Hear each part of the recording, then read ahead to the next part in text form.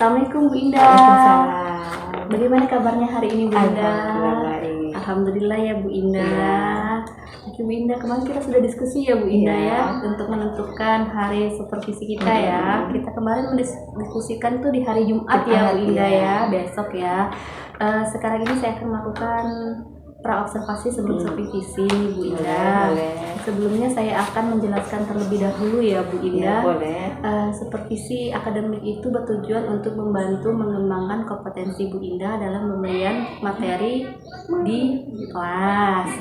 Oke, baiklah Bu Indah. Dari obrolan kita kali ini, apa nih yang akan Ibu harapkan nih?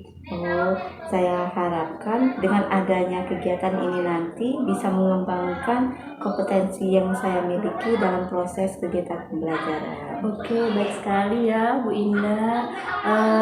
Kalau boleh tahu nih, pemberian materi tentang apa untuk supervisi besok Bu Indah? Mungkin insya Allah besok materinya itu tentang Pancasila sebagai ideologi terbuka. Oke, menarik ya materinya untuk besok ya Insya Bu Indah. Allah.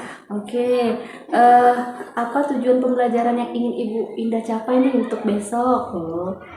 Tujuan pembelajarannya yaitu agar siswa memahami tentang Pancasila sebagai ideologi terbuka. Oke, baiklah Ibu Indah ya. Kira-kira nih apa saja yang sudah Ibu siapkan untuk besok? Yang sudah saya siapkan itu modul sudah ada, Baiklah, terus Bu juga Indah. ada buku online yang saya bagikan untuk siswa. Sangat kreatif ya Bu Indah sudah menyiapkan buku Ya, sudah online saya ya. siapkan. Oke Bu, kira-kira nih kesulitan atau hambatan yang bakal Ibu temui waktu besok supervisi apa ya Bu? Biasanya kalau kegiatan pembelajaran itu yang saya temukan tentang perbedaan kemampuan siswa ya. Oh gitu ya Bu. Iya ya, kan Iya. siswa tidak bisa sama ya Bu kemampuannya dalam. kemampuannya berbeda-beda. Benar sekali. Jadi Bu, dari hambatan tersebut gimana nih strategi Ibu untuk mengatasi setiap hambatan tersebut? Dengan mungkin yang biasa saya lakukan yaitu dengan cara mengadakan kelompok ya, kelompok dalam belajar. Oh, pembelajaran Ya, berdiferensiasi iya, ya Bu Indah iya, ya. iya. Oke, sangat menarik besok berarti strategi Insya Bu Indah Allah, ini insya ya. Allah, Bu. Kira-kira nih, adakah yang masih kurang dari persiapan untuk besok nih? Mungkin Bu ya, saya baru sebatas membuat modul dan buku online. Oke. Media yang lainnya belum sudah. Oke Bu, baiklah untuk media pembelajarannya nih, adakah yang Ibu pengen minta tolong Bu untuk membantu dalam pembuatan media pembelajaran? Mungkin ada, karena mungkin dalam hal IT saya masih memerlukan orang yang atau teman yang lebih mengerti. Oke, berarti Ibu masih membutuhkan bantuan dalam pembuatan media pembelajaran ya Ibu. Oke Bu, baiklah nih Bu, kompetensi apa yang Ibu ingin kembangkan dalam kegiatan besok Bu kira-kira? Ya, tentang siswa itu memahami tentang yang namanya Pancasila sebagai ideologi terbuka, seperti apa itu ideologi. Ya. Oke, sudah ada persiapan matang nih ya mulai ya Bu Indah ya. Oke, baiklah Bu, saya pertanyaan terakhir ini ya Bu, strategi apa yang Ibu akan kembangkan dalam kompetensi pembelajaran besok Bu? Mungkin dengan cara mengadakan pembelajaran secara berkelompok, karena siswa itu kan memiliki kemampuan yang berbeda-beda. Oke, baiklah Bu Indah. Berarti Bu Indah sudah menjalankan pembelajaran berdiferensiasi dan KSE ya Bu Indah. Oke Bu Indah, selamat melakukan supervisi besok. Semoga berjalan dengan lancar dan baik dan sesuai dengan keinginan Ibu Indah. Sampai jumpa besok ya Bu Indah. Assalamualaikum. Waalaikumsalam. Zaman hari masih segar. Pelajaran siapa? Kita pelajaran PKN jam ke-3 saat ini.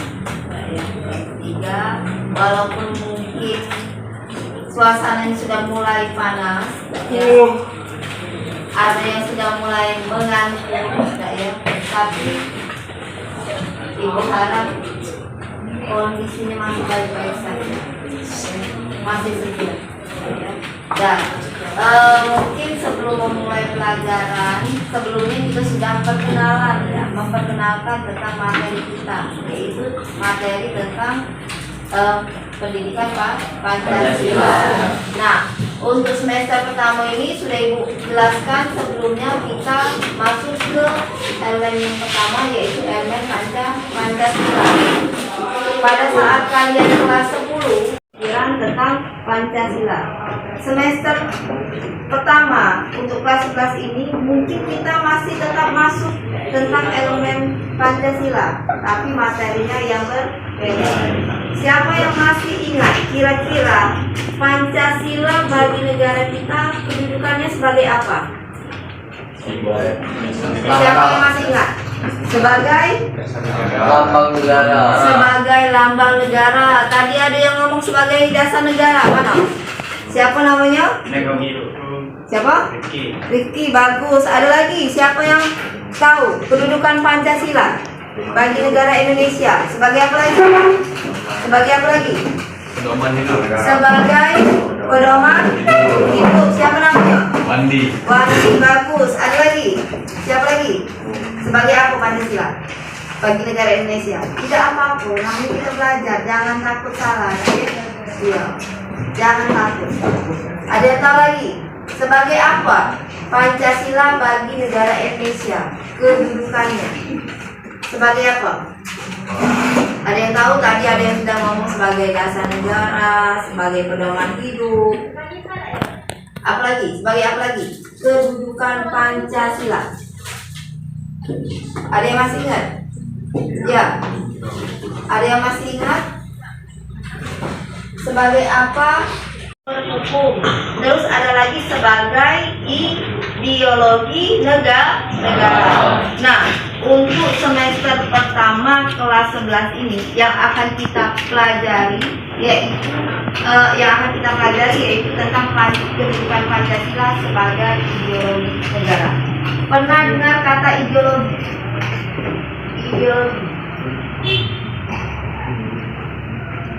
Pernah dengar kata ideologi? Ideologi ini kan kalau depannya ide. Ayo, apa itu ideologi? Ideologi. Hal baru. Menciptakan hal-hal baru. Terus apa lagi? Apa lagi? Kreasi. Terus apa lagi? Ide ini kan sama dengan yang namanya gagasan, ya. Artinya kalau seandainya Pancasila itu dijadikan sebagai ideologi negara, artinya apa? Nilai-nilai yang ada di dalam Pancasila itu nilai kemanusiaan. Sila ketiga adanya nilai persatuan, ya. Adanya nilai persatuan. Sila keempat nilai kerakyatan, demokrasi, ya. Kalau sila kelima adanya nilai keadilan. Nah, dengan adanya kelima sila tersebut, kelima sila itulah yang dijadikan sebagai sumber ide, sumber gagasan dalam pelaksanaan kehidupan pemerintahan dan masyarakat yang ada di negara kita.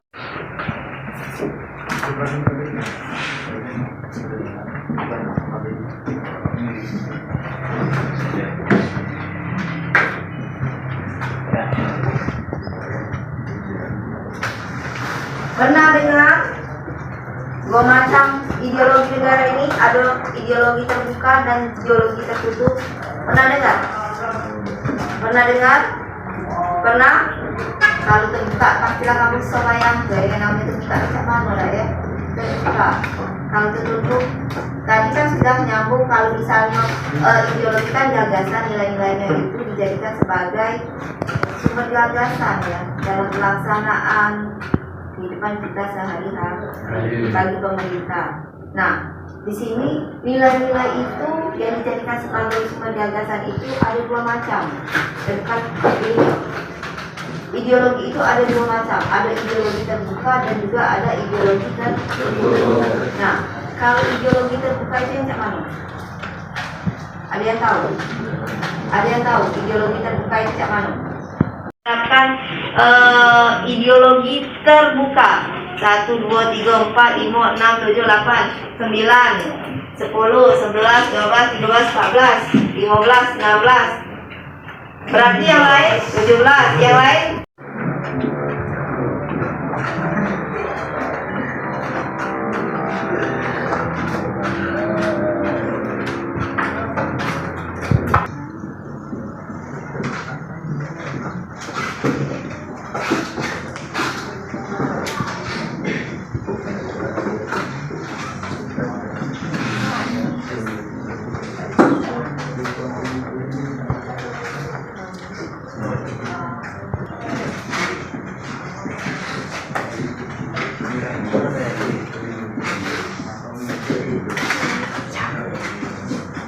nah ini ya. Jumlahnya berapa? 26. Kalau dibagi 4 dibagi 25 berarti jadi untuk baginya ya 1, 2, 3, 4, 5, 6 cewek bergabung 1, 2, 3, 4 ngaku kamu nak ada ceweknya? Maka lo mak tak kemencar-mencar 1, 2, 3, 4, 5, 6 1, 2, 3, 4, 5, 6 nah ini 7. Kamu di belakang sini buatlah kelompok sama-sama. Buat kelompok sama-sama. Gerak-gerak. Yang ini boleh di dekat ke mejanya, yang ini boleh di dekat ke mejanya, yang itu boleh di dekat ke mejanya. Bergabunglah dengan kelompoknya masing-masing. Yang belakang itu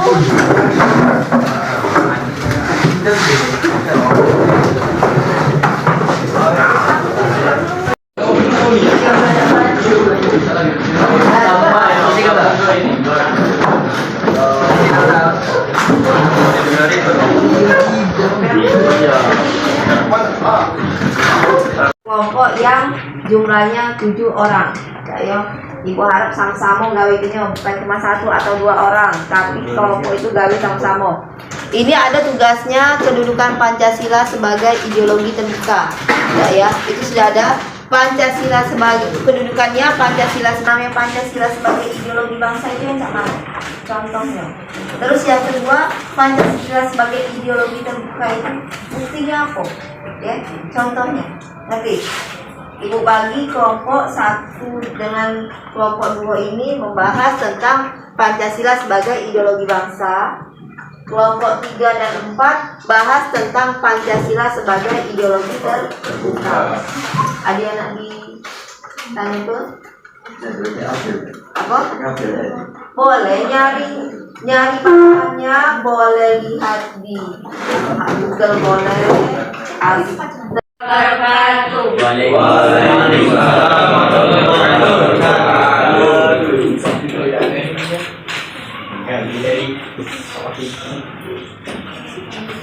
Kami dari kelompok 1 kami tentang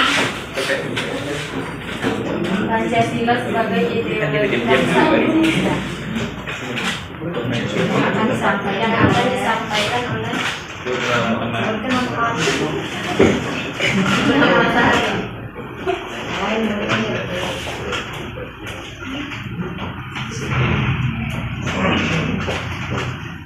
Pengertian ideologi bangsa Indonesia adalah Pancasila sebagai dasar sistem penyelenggaraan negara bagi seluruh warga negara Indonesia yang berdasar kepada cita-cita luhur bangsa Indonesia, yaitu 1. Mengembangkan sikap saling bekerja sama antar individu.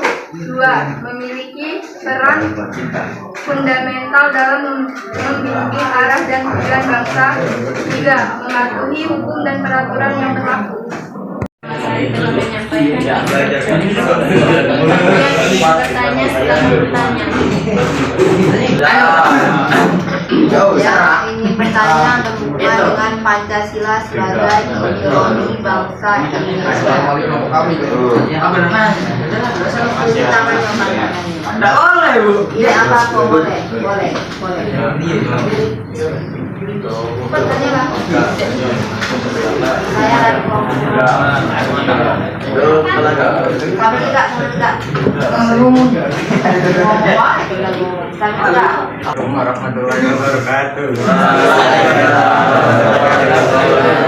Yang serius Mahasiswa jangan kelompok. Saya dari kelompok 3 ingin bertanya. Tanya apa?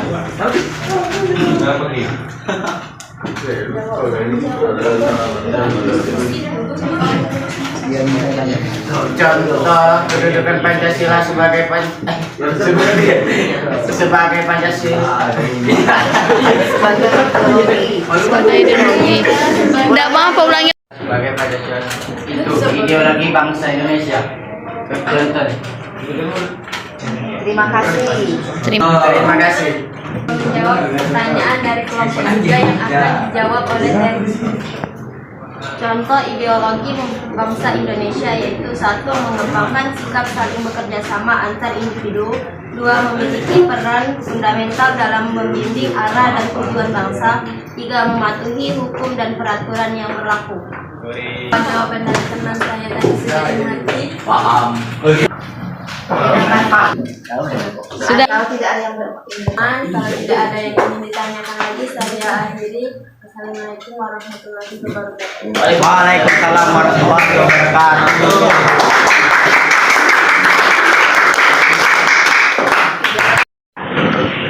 kalau dari apa yang sudah dibahas tentang bangsa Indonesia itu seperti apa? Kesimpulannya apa? Apa yang bisa kalian simpulkan? Apa yang bisa kalian simpulkan? Ya, ada yang bisa menyimpulkan dari apa yang sudah dibahas tadi, bahwa nilai yang ada di dalam Pancasila itu bagi bangsa Indonesia, nilai-nilainya juga dijadikan sebagai sumber nilai, ya, sumber ide dalam pelaksanaan kehidupan sehari-hari. Ya, mungkin kalian tuh bisa merasa dalam kehidupan kalian sehari-hari apa yang kalian lakukan, ya, apa yang kalian perbuat, apapun yang kalian ucapkan, ya, semuanya itu merupakan cerminan dari nilai yang ada di dalam Pancasila. Mungkin itu materi kita untuk hari ini tentang Pancasila, kedudukan Pancasila sebagai ideologi terbuka. Minggu depan untuk kelompok selanjutnya siap-siap, materinya siap-siap untuk maju ke depan untuk dipresentasikan, ya. Nah, mungkin sampai di situ untuk hari ini. Yang setelah ini istirahat ya. Yang istirahat boleh lah. Alhamdulillah saya baik, Bu. Ibu sendiri gimana kabarnya, Bu? Alhamdulillah baik, Bu. Alhamdulillah. Bagaimana hari ini keadaan Ibu? Bahagia? Alhamdulillah masih bahagia, Bu. Alhamdulillah, semoga kita bahagia selalu ya, Dinda. Amin. Amin. Ya. Maaf ya mengganggu sedikit waktunya. Boleh, Bu. Ibu lagi ada pekerjaan, saya mengganggu. Saya suka kok diganggu-ganggu, Bu. Bukan, itu nanti saya ganggu terus, Bu. Boleh, Bu. Saya ini Bu kesini sebenarnya sedikit mau cerita dengan Ibu. Iya. Ada yang mau saya sampaikan juga dengan Ibu. Baik, Bu. Kira-kira mau cerita apa nih, Dinda? Ibu tahu kan tentang bagaimana siswa di sekolah kita ini belajarnya, Iya, iya, iya. apalagi kalau sudah menjelang siang, Bu, ya. Benar, Ya, ya. siswa itu kan sudah mulai ngantuk, Ya. terus hari panas, gitu. Mungkin sudah capek. Nah, yang saya temukan di kelas biasanya pembelajaran itu kurang menarik. Siswa itu sudah mulai lesu, malas, kurang memperhatikan. Kadang-kadang juga mereka diam-diam membuka HP, gitu. Oh iya. Kurang perhatian kita. Ya. Gitu. Jadi tujuan Ibu datang ke sini Mau cerita dengan Ibu tentang metode pembelajaran yang seperti apa? oh gitu. Kira-kira nih Bu, biar siswa tadi nggak bosan menurut pendapat Bu Indah, metode apa yang sebaiknya diterapkan di siswa Bu? Mungkin Bu ya, sebenarnya seharusnya ada metode pembelajaran yang lebih bervariasi, gitu. Bervariasi ya. Ya, karena bukan saya saja sebenarnya, mungkin teman-teman yang lain. Ya. Kebanyakan kalau mengajar itu kan menggunakan metode ceramah. Oh gitu. Pastilah kalau apalagi siang gitu. Ya. Kalau siang itu siswa itu sudah mulai mengantuk, bosan, terus juga tidak lagi mendengarkan kalau kita ngomong gitu ya. Ya. Gitu. Jadi ibu bingung nih gimana siswa sering bosen. Strategi apa nih yang bakal dilakukan? Baiklah, tadi ibu kan ngomong ceramah tuh membosankan ya bu. Menurut ibu selain metode ceramah apa sih yang bikin menarik minat siswa untuk belajar? Nah, kan kita sudah pernah ikut pelatihan gitu ya. Terus Ya. juga saya juga pernah melihat-lihat di YouTube Ya. atau materi Google. Ya. Sebenarnya kan ada juga metode pembelajaran yang lain yang lebih Ah. bervariasi ya. Ah. Seperti dengan adanya metode pembelajaran yang bervariasi, terus juga adanya media pembelajarannya, apakah itu dengan adanya Canva atau PPT atau juga mungkin dengan adanya kuis ya atau video. Sekarang kan sudah mulai banyak ya. Ya.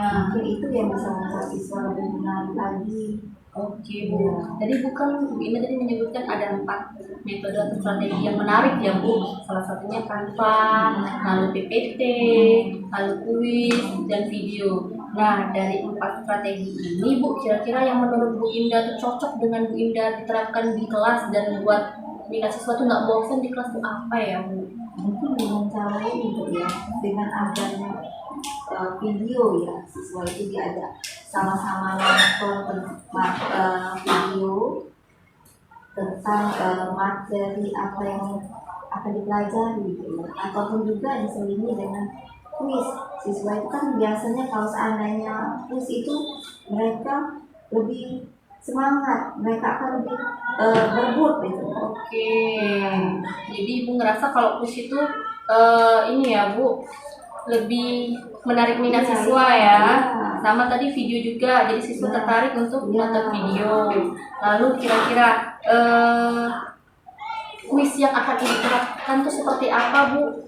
Apakah menggunakan apa gitu? Kalau sekarang ini ya kan sudah ada yang namanya kuisis atau Kahoot gitu. Kuisis dan Kahoot ya bu. Kira-kira Ibu Indah udah bisa belum menggunakannya? Kalau kemarin saya baru belajar. Oh gitu ya bu. Kira-kira bu, dalam ibu menerapkan Canva, PPT, kuis, video dan sebagainya untuk menarik minat siswa, ibu akan minta dampingi siapa teman yang terpercaya untuk melakukan atau membantu ibu? Dengan ibu sendiri kan saya biasa, terus juga dengan ibu lagi. Ya. Kebetulan ibu itu karena memang jurusannya bu ya, jurusan PKJ.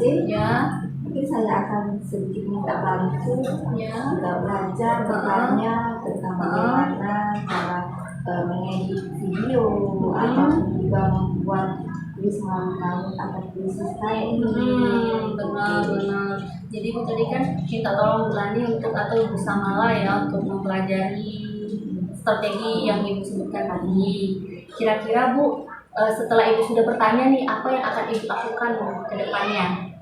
Kalau saya sudah bertanya, saya sudah belajar, mungkin saya akan mencoba bu ya untuk membuat misalnya mengedit video atau juga saya akan membuat kuis-kuis sedikit kuis sehingga bisa saya gunakan saat siswa itu bosan.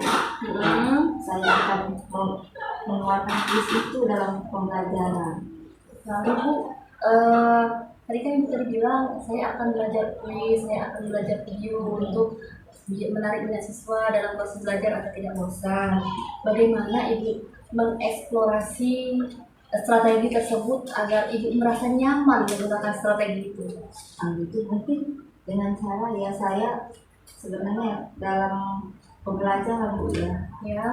Kan kalau untuk mengedit video itu saya masih kurang. Ya. Tapi dalam pembelajaran ada beberapa tugas yang saya berikan kepada siswa. Ya. Misalnya saya mengajar tentang penerapan nilai-nilai Pancasila. Baik. Saya memberikan tugas kepada siswa untuk bermain peran. Oh, bermain peran ya, Bu. bermain peran, mereka bermain peran, misalnya tentang sila pertama mereka bermain peran bagaimana penerapan tentang nilai religius yang ada pada sila pertama tersebut. Mereka yang mengarangnya, Bu, mengarang cerita tentang nilai religius itu dibuat dalam bentuk mungkin cerita pendek. Buat drama berarti ya, Bu. Membuat drama. Kan terkadang mereka itu kan kurang pede, Ya, merasa benar. malu, Ya, gitu benar. Nah, atau mungkin terkadang mereka membuat cerita-cerita lucu. Pada saat sudah dibuat, dikumpulkan, kemudian video tersebut nanti ditonton nonton bersama-sama. Oh, Nah, gitu. saat itu selain kita bisa mendapatkan materinya, Ya. terus juga kita bisa mengetahui apakah siswa itu benar-benar paham atau tidak tentang materi itu. Terus juga kan dengan cara menonton diri mereka sendiri. Iya. Nah, bisa menarik perhatian mereka. Terkadang sambil nonton itu mereka sambil ketawa-tawa, Bu, melihat diri mereka sendiri atau melihat menonton teman mereka sendiri. Jadi Bu, dari beberapa strategi yang Ibu ceritakan dari tanpa PPT, quiz, video, dan bermain peran, Ibu akan melakukan yang mana dulu, Bu, dalam seminggu atau ke depan ini? Kalau ini ya, kalau tentang video itu sebenarnya ada beberapa kelas yang masih lagi proses, Bu. Proses ya, Bu. Iya, lagi proses. Kira-kira Bu, Ibu dalam menerapkan ini butuh waktu berapa hari atau berapa minggu kah untuk menerapkan pembelajaran yang menarik bagi siswa Kali ini tersebut? kan mereka lagi buat tugas, Bu, ya. Nah, mungkin kalau mereka selesai, insya Allah minggu depan itu video bisa. Bu. Ya, Terus kajiannya tentang krisis atau apa? Ya. Saya akan berusaha untuk belajar dulu, pertama dulu. Ya. Nanti setelah misalnya saya sudah mulai membuat sendiri, maka saya terapkan. Oke, Bu. Jadi Bu, kesimpulan kita nih dalam cerita kali ini apa ya, Bu, menurut Ibu? Tentang kode pembelajaran yang bervariasi, ya, supaya siswa di kelas itu tidak bosan. Lalu Ibu akan menggunakan metode Yang video ataupun juga quiz. Oke.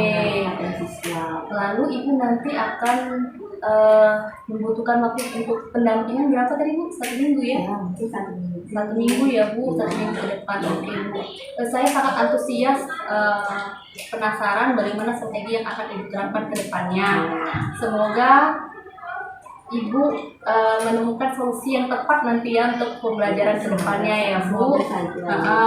Dan semoga Ibu tetap semangat dalam berinovasi memberikan pembelajaran ke depannya. Ya. Mungkin sampai sini ya, Bu. Cerita-cerita kita hari ini ya. Terima kasih waktunya, Bu. Semoga Ibu Lain-lain jalan lagi. ya, Bu, semoga Ibu selalu bahagia dalam memberikan ilmu-ilmu kepada peserta didik ya, Bu. Amin. Terima kasih, Bu. Ya.